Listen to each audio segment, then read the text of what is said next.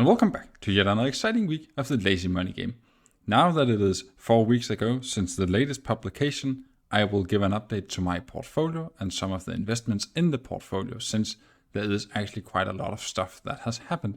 And at the same time, I will share a news article relating to the broker which I'm using, since there are some interesting data to look at.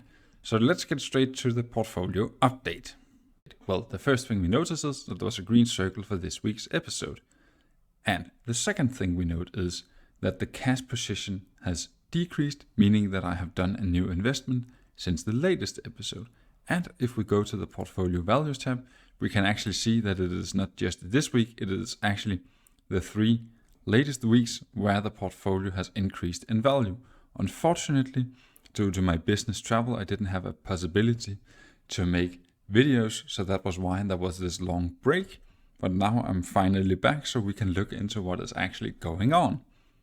If we then continue to my favorites tab, namely the dividends tab, then we can see that we have finalized September, where I received a total of $255, which is actually a little better than what I had 3 months prior in June. And here in October, I am already at $280. Unfortunately, I am convinced that I won't hit the numbers of July due to my sell of store capital. And at the same time, once again, let me highlight that the estimated yearly income is now significantly down due to that sell of store capital, which was my biggest dividend contributor. And at the same time, you can also see that the estimated average yield is significantly down, around 0.5 percentage point. But despite the fact that I have sold out of store capital and my estimated yearly income has significantly decreased, well, the positive news is my year-to-date received dividends has already surpassed last year, meaning I have a full 2 months to earn more than what I did last year. This is the simple logic when you keep adding more cash into your portfolio and invest that into companies that continue to pay an increasing dividend.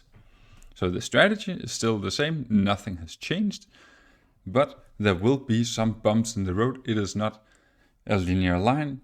It will look more like what we are seeing up here, that it goes up and then it goes down, depending on what actually happens.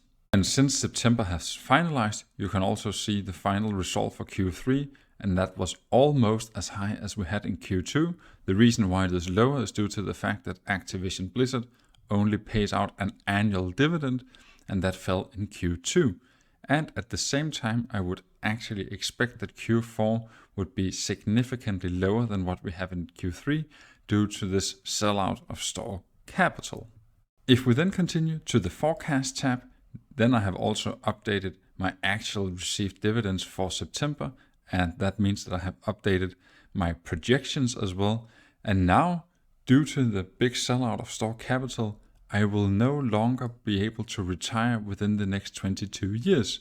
So you can see that it has a significant impact when you're selling out of your biggest position. Of course, I'm not too worried about this because I am pretty convinced that I will be able to replace my investment from store capital into something else. But this just shows that when you're looking at your forecast here, what you are actually realizing is a much more bumpy road compared to this much more smooth line, which the forecast actually is when you are just doing a very simple linear forecast.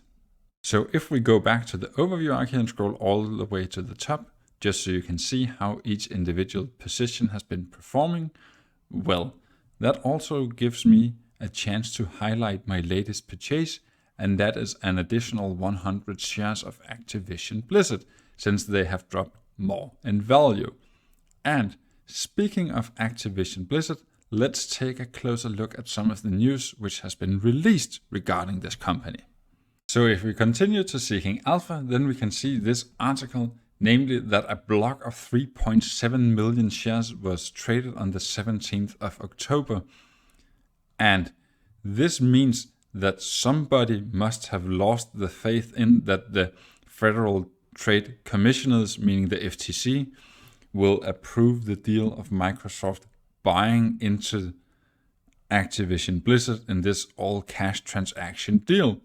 Does this change anything for me? Well, not really, but it shows that there will always be a market since people have different opinions.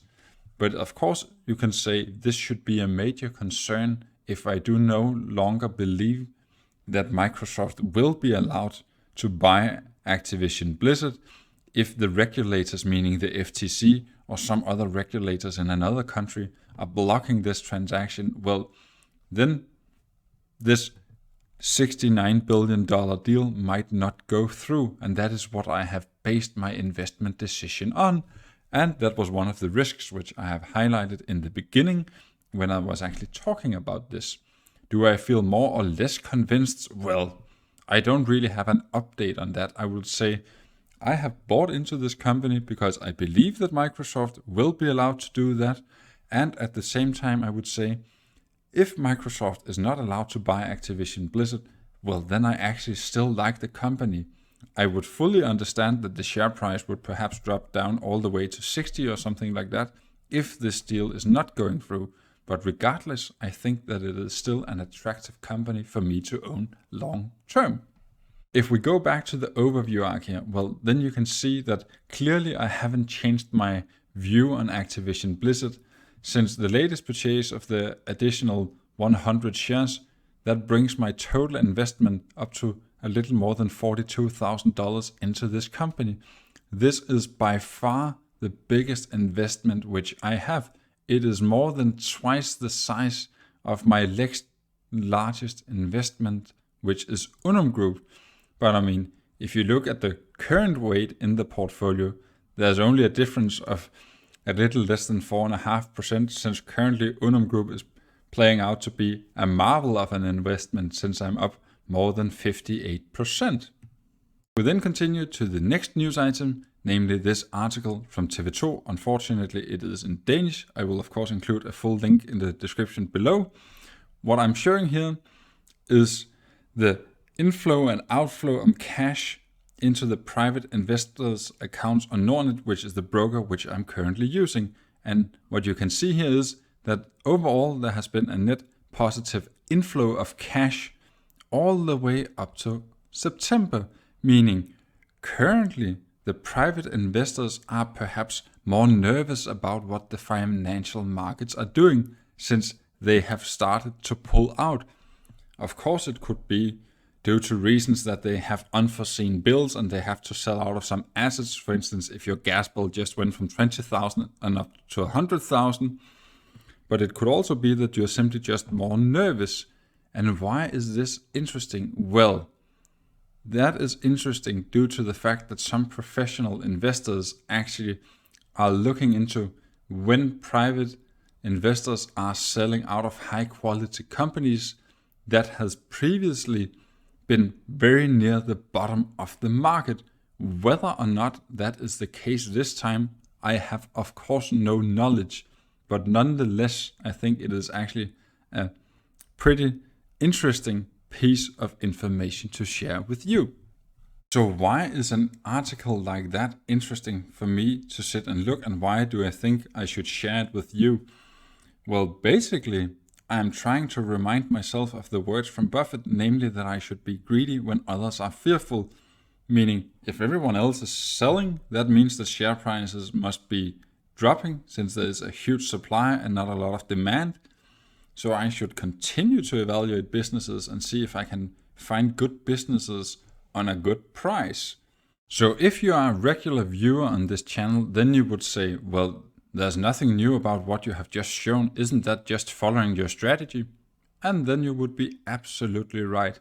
I'm not trying to show something which would be new and something would be exciting in that sense. I'm trying to do the same thing over and over again, following a very simple strategy and trying to continue to do that. So if we, for instance, were to look at one of the investments which I have, which is severely down, something like Stanley Black & Decker, since it is a recent investment into the portfolio, you can see that I'm actually down more than 25%. Well, would I perhaps be interested in buying more here? Well, if we go to macro trends, let me just try and point out one thing which I believe can explain a lot about why they are currently so significantly down in value.